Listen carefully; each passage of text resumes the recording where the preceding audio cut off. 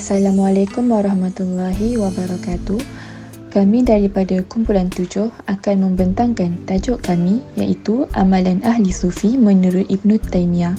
Saya Nurul Syahira binti Sabri bersama dua orang rakan pembentang yang lain iaitu Maisarah binti Ayub dan juga Khadijah binti Abdul Halim.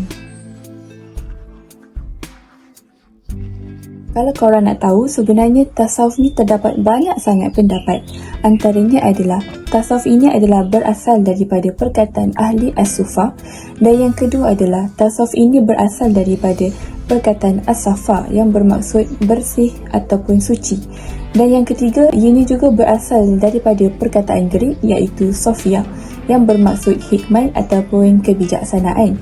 Manakala dari segi istilah pula, tasawuf ini adalah ilmu yang membahaskan cara mencari jalan untuk menuju kesempurnaan dalam mencintai Allah dan rohani yang bersih hanya kepada Allah. Ilmu tasawuf ini juga sebenarnya adalah satu ilmu untuk mengenal hati serta jiwa sama ada ianya dipenuhi dengan sifat terpuji iaitu mahmudah ataupun sifat tercela iaitu sifat mazmumah. Perkataan tasawuf ni tak ditemui dalam mana-mana sumber wahyu sama ada Al-Quran dan juga hadis. Ini juga tidak digunakan oleh Rasulullah SAW, para sahabat dan juga tabi'in. Sebab itulah ianya menimbulkan pelbagai pandangan dari sudut etimologi mengenai definisi tasawuf. Baiklah, sekarang kita akan pergi kepada sejarah kemunculan tasawuf dan juga sufi. Semenjak zaman Nabi Muhammad SAW, telah ada sesetengah sahabat yang hidup dalam keadaan sederhana dan juga zuhud. Di antara mereka ialah golongan yang bergelar ahli as-sufah. Jadi bermula pada abad kedua Hijrah telah muncul golongan yang dikenali dengan sufi atau mutasawwif. Maka lahirlah beberapa golongan Islam yang hidup serba sederhana, redha, zuhud dan beribadah kepada Allah, namun tidak menyalahi syariat Islam. Seterusnya kita akan sambung dengan biografi Ibnu Taymiyah.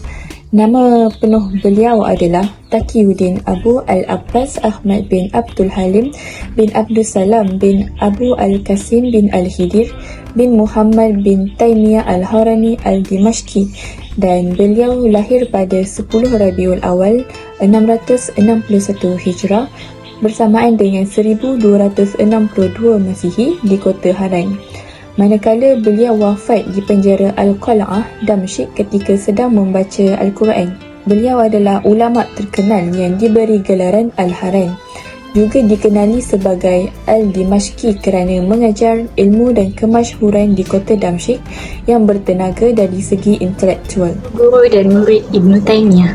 Ibnu Taymiyah mempunyai ramai guru, kira-kira 200 orang. Antaranya ialah Zainuddin Ahmad, Ibnu Yus, Kamal bin Abdun. Selain itu, Ibnu Taymiyah juga merupakan seorang guru yang sangat popular dan mengajar ramai pelajar. Salah seorang daripada mereka ialah Ibnu Qayyim. Dia belajar banyak daripadanya selama 16 tahun, malah pernah berada dalam penjara bersama. Antara karya-karya Ibnu Taymiyah ialah Al-Tibyan fi Nuzul Al-Quran, Maimunah Al-Fatawa Al-Kubra, Kitabun fi Usul Al-Fiqh. Dan Ibnu Taymiyah ada 3 golongan ahli sufi. Yang pertama ialah sufi hakiki. Apa itu sufi hakiki? Sufi hakiki ialah golongan yang mengkhususkan waktunya untuk ibadah dan zuhud di dunia. Syarat dan amalan sufi hakiki ni ialah pertama, patuh dan pada syariat.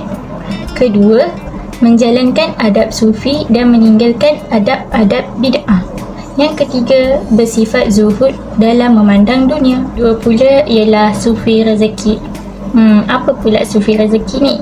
Sufi rezeki ni merupakan golongan yang mengharapkan rezeki dan hanya duduk diam, tak seperti orang tua. Maksudnya dia tak buat apa-apalah.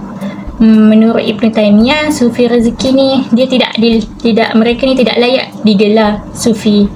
Dan akhir sekali ialah sufi penampilan. Sufi penampilan pula, mereka hanya ingin disebut sufi Mereka hanya mementingkan pakaian dan mengamalkan adab-adab bid'ah yang bukan dijalankan dalam Al-Quran. Bismillahirrahmanirrahim. Seterusnya saya akan meneruskan tentang pendapat Ibnu Taimiyah terhadap ahwal dan maqamat. Apa yang dimaksudkan dengan ahwal dan maqamat? Menurut ulama tasawuf, ahwal itu ialah keadaan hati, manakala maqamat pula ialah kedudukan hati.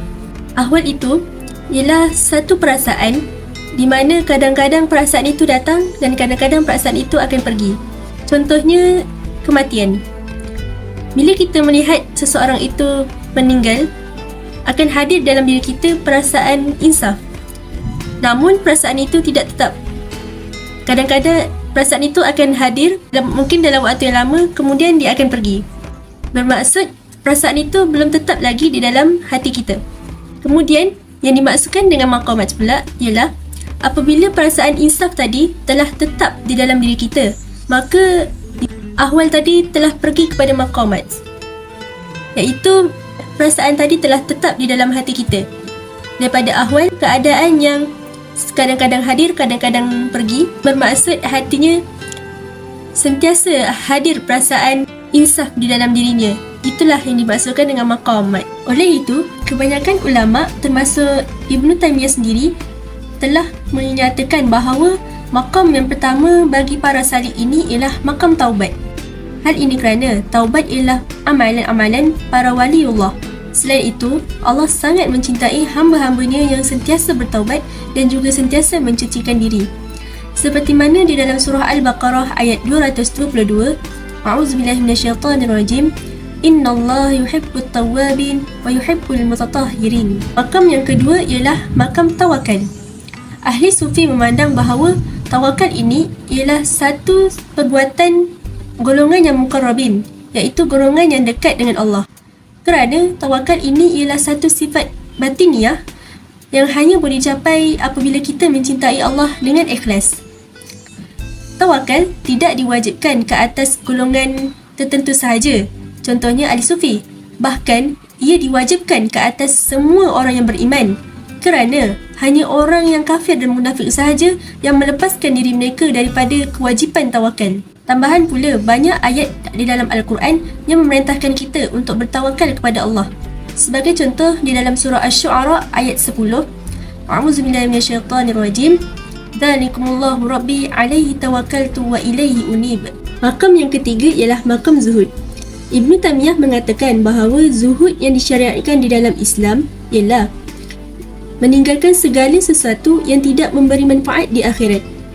Manakala meninggalkan sesuatu yang memudahkan urusan orang lain itu bukan zuhud yang disyariatkan oleh Islam. Contohnya seorang suami yang tidak menjalankan tanggungjawabnya sebagai seorang ketua keluarga, yang hanya mementingkan ibadahnya sahaja tanpa menghiraukan ahli keluarganya dan mengabaikan keluarganya. Itu yang dimaksudkan dengan zuhud yang tidak disyariatkan di dalam Islam. Seterusnya ialah makam redha. Redha adalah pintu Allah yang paling agung. Bermaksud hati seorang hamba yang menjadi tenang dalam menerima segala ketentuan Allah. Oleh itu, wajib ke atas kita untuk redha dengan ketentuan yang telah ditetapkan Allah. Menurut Ibnu Taimiyah, redha itu pelbagai. Antaranya ialah redha dengan ketentuan Allah, dan yang kedua, redha dengan segala larangan yang telah Allah tetapkan untuk kita. Makam yang kelima ialah makam sabar. Sabar bererti mendorong diri sendiri agar sentiasa bersama Allah tanpa berasa cemas ataupun gelisah. Ahli tasawuf mengatakan bahawa sabar ialah satu makam bagi seorang salik dan juga merupakan tanda seorang yang beriman. Barang siapa yang telah menghiasi dirinya dengan sifat sabar, maka dia telah mendapat keredaan Allah di dunia dan di akhirat. Sayyidina Ali radhiyallahu anhu telah berkata, hubungan sabar dengan keimanan sama seperti hubungan kepala dengan tubuh badan, dan tidak ada tubuh bagi orang yang tidak mempunyai kepala, dan tidak ada sabar bagi orang yang tidak mempunyai keimanan. Makam yang keenam ialah makam ubudiyah. Tujuan utama Allah menciptakan kita di dunia ini adalah untuk kita beribadah kepadanya. Seperti mana di dalam surah Az-Zari'at ayat 56, A'udzubillahi minasyaitonirrajim, wa ma khalaqtul jinna wal insa illa liya'budun. Dan tidaklah aku menciptakan jin dan manusia itu agar mereka beribadah kepadaku. Apa yang dimaksudkan dengan ubudiyah ialah bersikap tunduk secara sempurna dan keseluruhannya serta merasa hina di hadapan Allah. Oleh itu, ibadah ialah kunci agama kerana ibadah mencakupi ketundukan dan merendah dirinya kita kepada Allah. Syekhul Islam menegaskan, jika hati telah merasakan kelazatan beribadat dengan keikhlasan, maka tidak ada sesuatu yang lebih lazat dan nikmat menaikkan beribadah. Makam yang ketujuh yang merupakan makam yang terakhir ialah makam khauf dan raja. Menurut Ibn Taymiyah, makam khauf dan raja merupakan makam yang tunggal.